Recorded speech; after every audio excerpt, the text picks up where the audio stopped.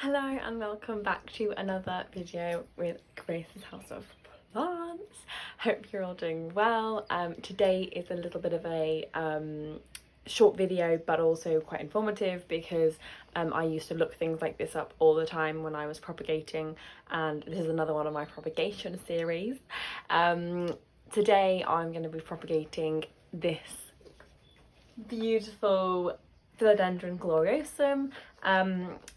Very big leaves, perfect form. I love her.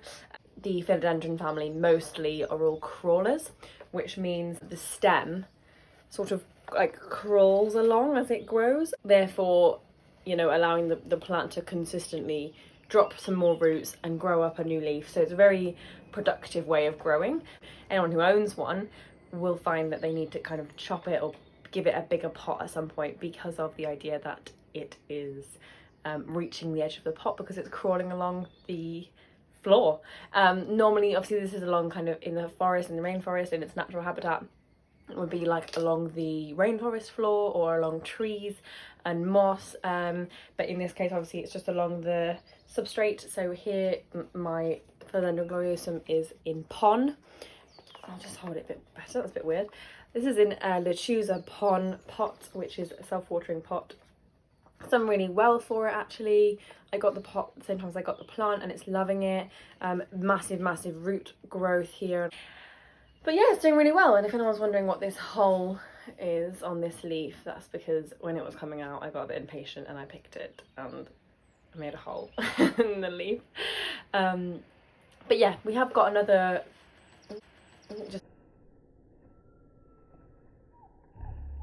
Just literally ate that leaf.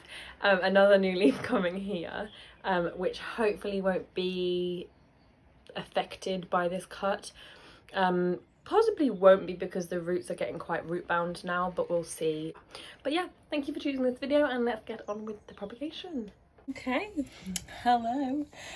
So here we are in our propagation station. As you can see, I've positioned it in the frame. I will take this pot out, but I do just want to show you. I am here, but I find it easier to film this kind of stuff on the floor, so I'm just here. But you probably won't see me much when I'm actually propping and chopping.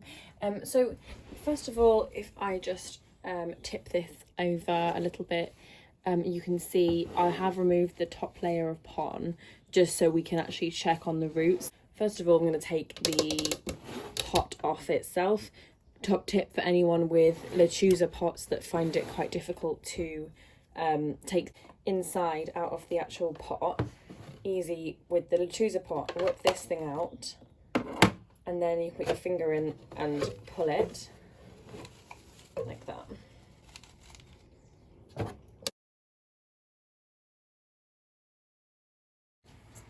Okay, so first and foremost, here we are. The pon has done a great job for the plant. I love pon.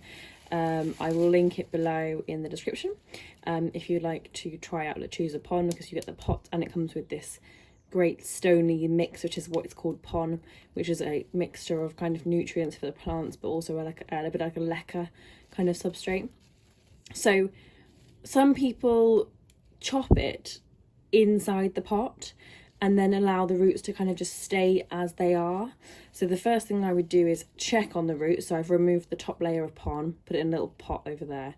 I can see that there's roots coming down from here and from here, and so you've got all of the kind of nodes have obviously segmented themselves. So you've got one here. This is where you could cut just there if you wanted to, because you've got roots coming from below. You could also cut just here where my middle finger is, or my index finger is, because you've also got roots here. So what I'm going to do is pull out the roots entirely and just check on the plant first. Oh my god, this is a big one. Okay, so we can see we've got even more roots in here. And this is sorry about this noise because they're falling. perfect example here. You've got, oh, you even got a little node there. Tiny one. So you can cut here, you could cut here. And then with this one, you'd have to wait until this bit roots and then you could cut again. So I'm going to cut here. Or am I?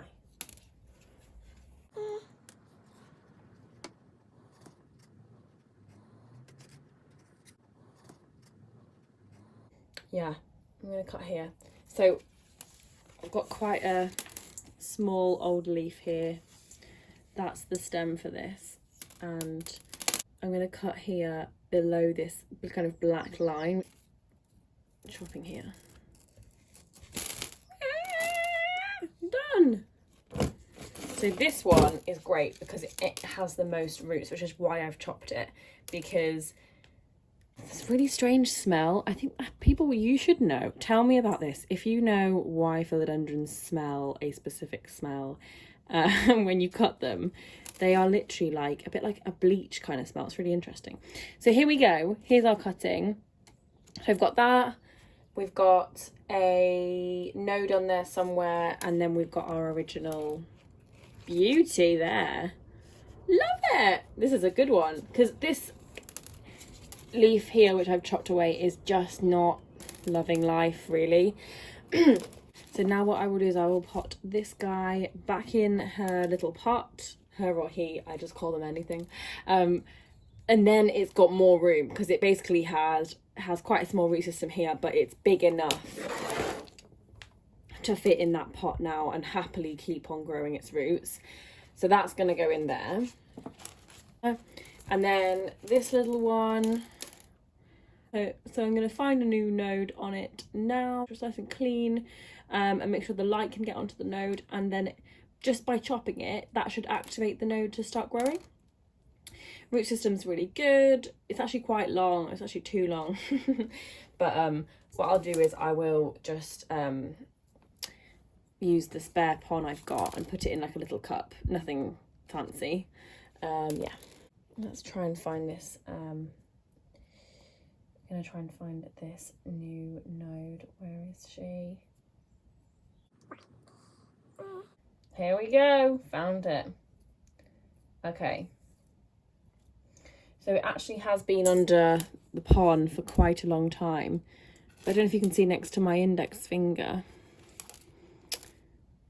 Just there is a bit of new growth. Just there.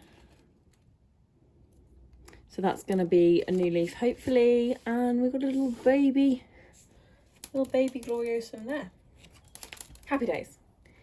I'll pot it back up and I'll do a little debrief at the end now. Okay, so we are done. Here we are. Oops. Yay! We have one baby and the mother is doing well and has now got more room in the pot, less roots from this baby that had quite an extensive root system, to be honest. And hopefully she can kind of spread a bit more, grow a little bit faster with the roots being able to spread out a bit more. And yeah, but yeah, no, really easy process. I just recommend a couple of things.